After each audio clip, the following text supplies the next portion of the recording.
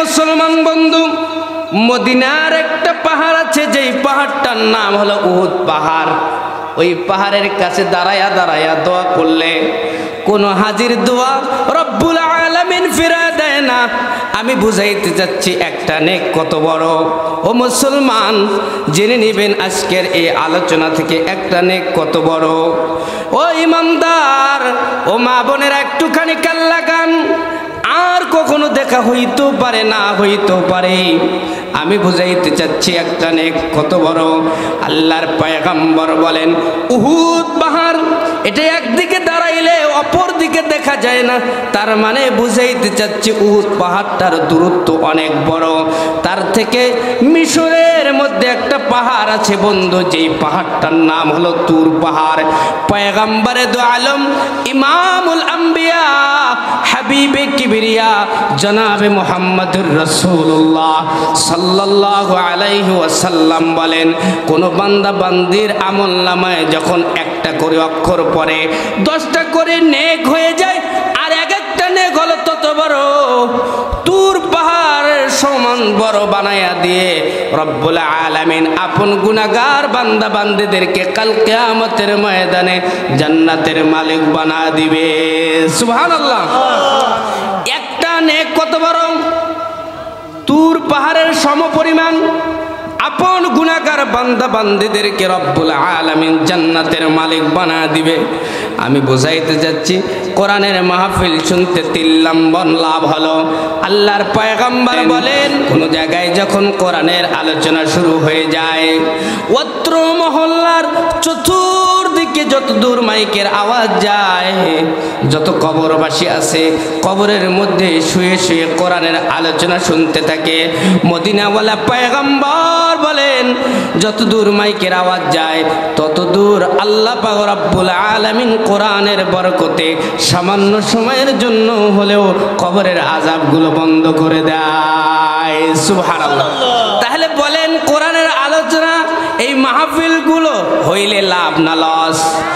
কোরআনের আলোচনা হইলে অজানা জিনিস, না জানা জিনিস জানা যায়। আমি যেই আলোচনা করব আজকে যেই সূরা থেকে, এই আলোচনাটা মনে হয় আপনারা শুনেছেন, কিন্তু আমি যেইভাবে বলবো এইভাবে শুনেন নাই। ও মুসলমান ইমানদার আল্লাহর গোলামেরা, একটুখানি কান লাগা দেন। আল্লাহ পাক রব্বুল আলামিন বলেন, আমার গোলামরা যখন এই জান্নাতের বাগানে বসে যাবে, কোরআনের আলোচনা শোনার জন্য বসে যাবে, তখন কোরআনের আলোচনা শোনার জন্য 4টি নিয়ম আছে। কয়টি? যারা ইমানদার মুমিন একটুখানি শুনে নেন। অন্য মাহফিল শোনার জন্য যখন যাবেন যেন ভুল না হয়। ও মুসলমান ইমানদার আল্লাহর গোলামেরা, 1 নম্বর নিয়ম, আল্লাহ পাক রব্বুল আলামিন বলেন, যখন কোরআনের আলোচনা শুরু হয়ে যাবে তখন মানুষগুলো যেন বসে। ইযা কিলা লাকুম তাফাসসাহু ফিল মাজালিস ফাফসাহু ইয়াফসাহিল্লাহ। যখন মানুষগুলো কোরআনের আলোচনা শুনতে আসবে তখন যেন একে অপরের সাথে মিলামিশ একসাথে হয়ে বসে যায়। 2 নম্বর, কোরআন শোনার নিয়ম হলো, আল্লাহ পাক রব্বুল আলামিন বলেন, ওয়াইযা কুরিয়াল কোরআন ফাসতামিউ লাহু আনসিতু লাআল্লাকুম তুরহামুন। যখন ইমানদারের সামনে কোরআনের আলোচনা শুরু হয়ে যাবে, আমরা তো আজকাল ভাইরাল বক্তা ছাড়া ওয়াজ শুনি না, আমরা তো বড় বড় আলেম ছাড়া ভাইরাল বক্তা ছাড়া ওয়াজ শুনি না। যারা ভাইরাল বক্তার পিছনে লেগে আছি, ও বন্ধু, ওই ওয়াজে আপনারও কোনো কাজ হবে না, যে করবে তারও কোনো কাজ হবে না। সেজন্য আল্লাহর কোরআন শোনার 2 নম্বর নিয়ম হলো, যখন যেথায় আসরের পর হোক, মাগরিবের পর হোক, জোহরের পর হোক অথবা এশার পর হোক, যখন কোরআন থেকে আলোচনা করা হবে, আল্লাহর বান্দা বান্দিরা এদিক সেদিক ঘুরবে না, দোকান পাশারে থাকবে না। আল্লাহর বান্দা বান্দিরা কোরআন শোনার জন্য সুন্দরভাবে বসে যাবে। জোরে জোরে বলুন আল্লাহু আকবার।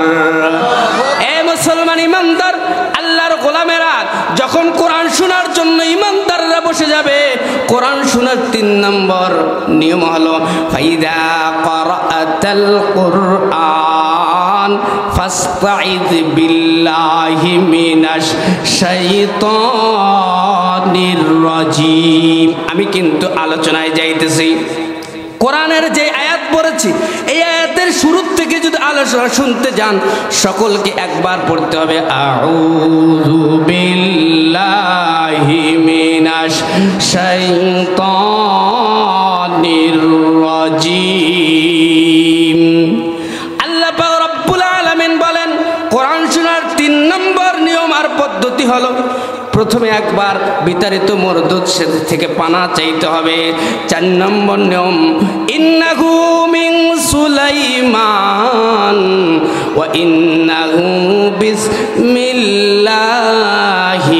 রাহমানির রাহিম। সকলে পড়ুন বিসমিল্লাহির রাহমানির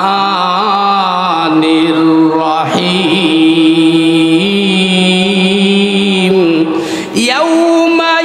যারা পারেন তারাও পড়বেন, যারা পারেন না তারা মুখ লড়াইবেন। সব দিবেন কে? আল্লাহ। জোরে বলেন কে? আল্লাহ। একটা হাদিস মনে পড়ছে, আল্লাহ নবী বলেন যেই জায়গায় কোরআনের একটা অক্ষর অথবা হাদিস শরীফ থেকে আলোচনা করা হয়, গভীর মনোযোগ, গভীর মনোযোগ, যেই জায়গায় কোরআনের আয়াত অথবা হাদিস থেকে আলোচনা করা হয়, যেই ব্যক্তিটা মনোযোগ সহকারে আলোচনা শুনে আর নিয়ত করে আমি এগুলো আমল করব, কিন্তু আমল করতে কি আমরা পারি? 100 ভাগ পারি? নিয়ত যদি থাকে, মদিনাওয়ালা পয়গাম্বার বলে যেই মানুষটা হাদিসের আলোচনা কোরআনের আলোচনা মজমায় বসে শুনতে থাকে ওই মানুষটার জন্য পয়গাম্বার মদিনাওয়ালা নবী রওজা মোবারক থেকে তার জন্য দোয়ায়ে মাগফিরাত করতে থাকে। সুবহানাল্লাহ। কি করতে থাকে? মাগফিরাত। সেজন্য মনোযোগ, সকলে পড়ুন ইয়াউমা ইয়াফিরুল মারউ মিন আখিহি ওয়া উম্মিহি ওয়া আবিহি ওয়া সাহিবাতিহি ওয়া বানি। আল্লাহু আকবার বলেন। আর জোরে বলেন লিল্লাহি তাকবীর। কেন আপনার হাত তুললেন না কেন? মানে ছোট হুজুর দেখছেন তো, মনে মনে ভাবতেছেন প্রধান বক্তা আসবে তারপর আওয়াজ দেব। এমন আওয়াজ দিবেন, এই জবান কে দিছে বলেন তো? কুওয়াতে তাকাল্লুম। কি শব্দ বললাম বলেন? সকলে বলেন কুওয়াতে। আমি ছোট হইল এখন আপনাদের শিক্ষক, এখন আপনাদের কি বলেন না, এখন কি? এটা মেনে নিতে হবে।